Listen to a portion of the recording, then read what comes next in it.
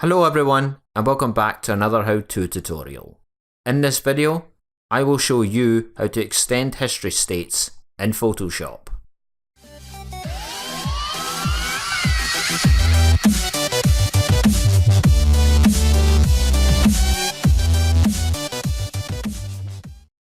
The first thing to do is open Photoshop if it has not already been done. The History States panel is usually on the top right. The default used to be 20. This allows you to undo your image 20 times, but for some users this is not enough. To extend History States, click the Edit menu, then Preferences, and then Performance.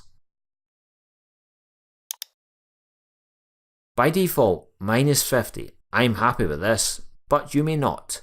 If you want to make changes, click the drop down arrow, then move the slider up to the desired level. Bear in mind, the more history states you use, the more resources are required by Photoshop.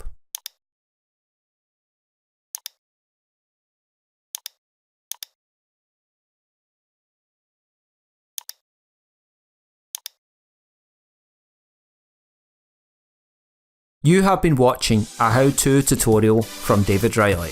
If you like this video, give it a thumbs up and don't forget to hit that subscribe button. To receive notifications about every new video, you can also turn on the notifications bell by clicking or tapping it. You can also leave a comment down below. Your ideas and suggestions are always welcome.